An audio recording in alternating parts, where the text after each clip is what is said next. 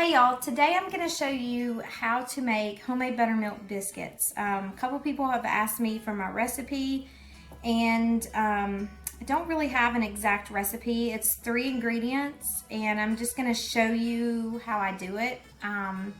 It's kind of a bit of a technique, and you kind of have to learn from experience and trial and error. But once I finally got this down for myself, I was so excited, and it's so easy to make these biscuits.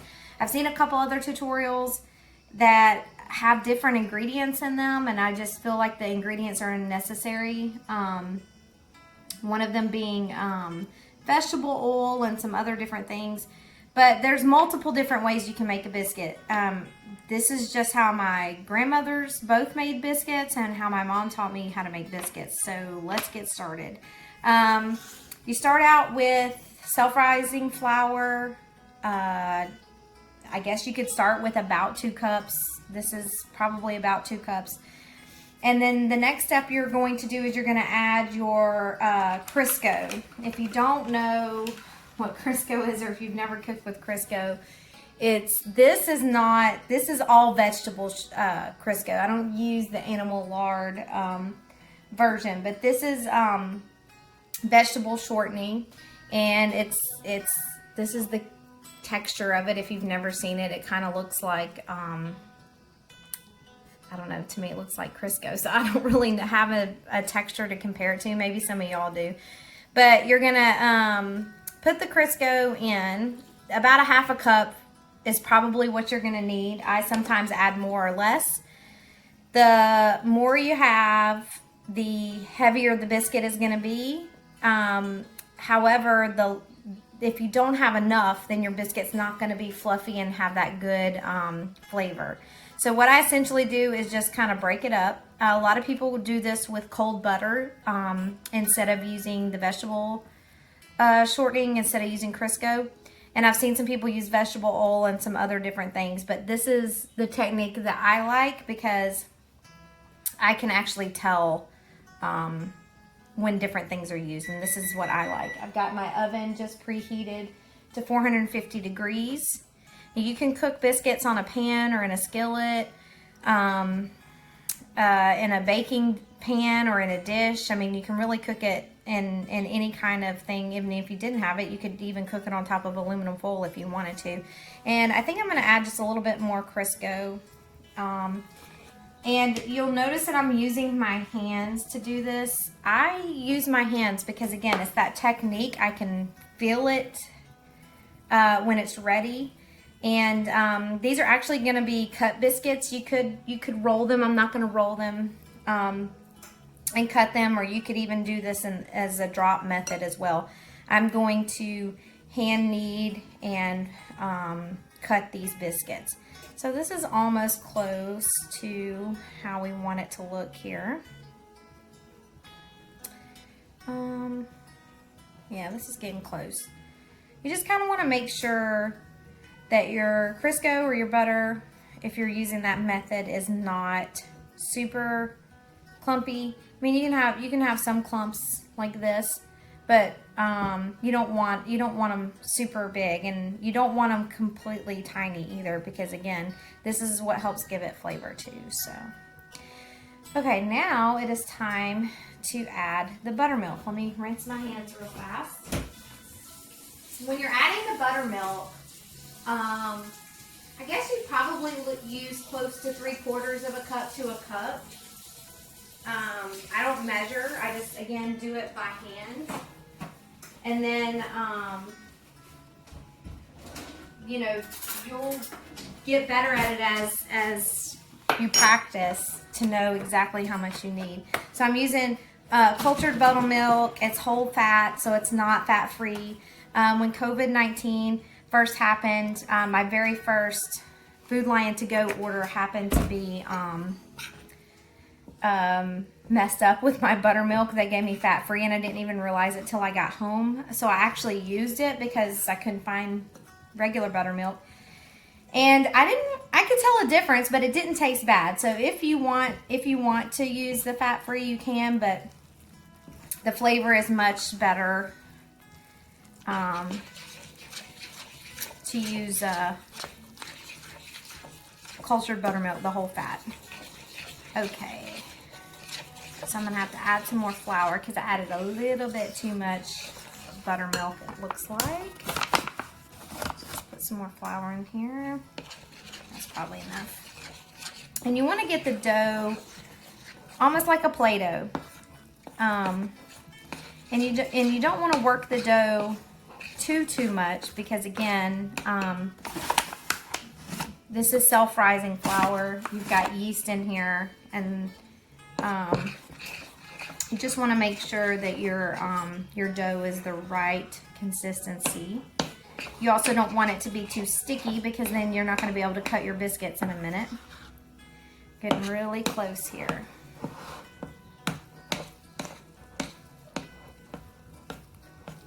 Let's see. Getting closer.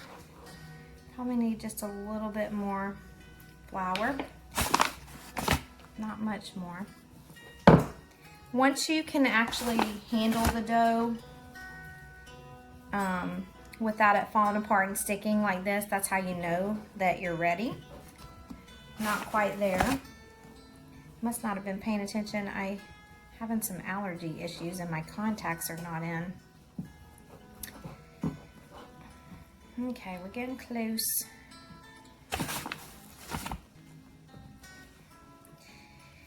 And I have my pan. I use an iron skillet to cook my biscuits. Again, you could use a regular pan. You could even put aluminum foil if you wanted. All right, now that we're really close, I'm going to go ahead and pull it. Make sure you flour your surface.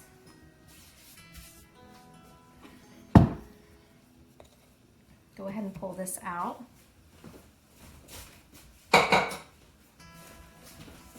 And again, I don't roll mine. Some people use a rolling pin. You could totally do that, and my flour is just perfect consistency right now. Yes, if you want even, perfect biscuits, then definitely use the roll method. I kind of do mine like my mom always did. I can remember helping her as a kid. Okay, and this is about the thickness we want. I use my cutter here to cut.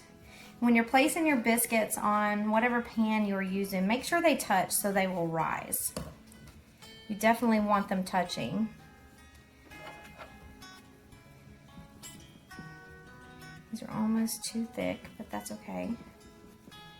They will definitely get eaten. Flipping that one over because that one was a little bit gooey. And again, if you have too much buttermilk, they'll be heavy. You could definitely follow a recipe that gives you the exact measurements if you prefer that method. I've always just liked, you know, not following a guideline. The only thing I do that with is my cornbread, mainly because I have a pan and only a certain amount is going to fit in there. With dough, if you're doing it with this method, the dough is going to be able to be used in multiple pans. So you don't necessarily have to use it all in the same pan. And do try to get all of your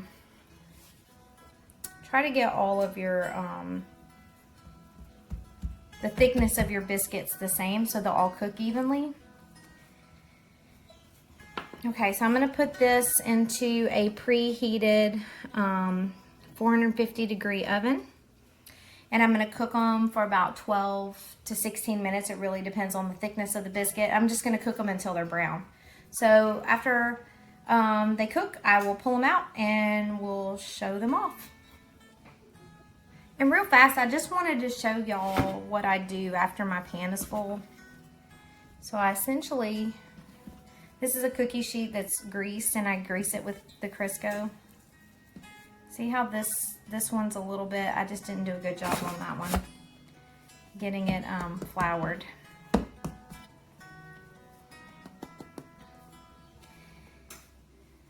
So here's the rest of my dough.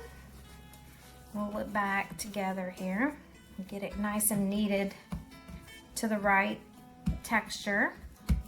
And I will use every little bit of this that I can.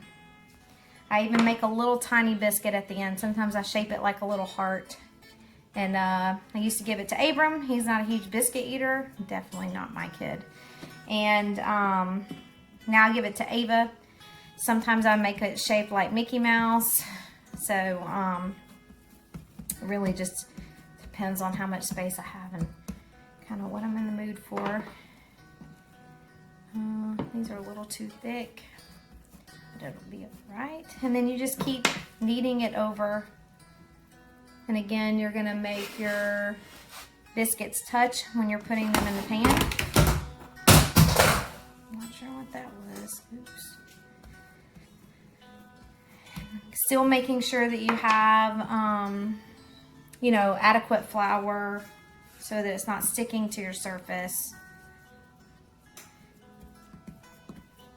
Looks like I'm gonna have almost exactly enough, and then I'll do like a little bitty tiny biscuit here. All right, and then after our first batch comes out, we will put the second batch in. Okay, and here is our finished results. One thing that you have to do to complete is rub some butter on top. Let it melt. Makes it super delicious and soft and buttery. And I've already added the other pan in and set the timer. So we'll have plenty of delicious biscuits for dinner tonight, and possibly some left over for breakfast.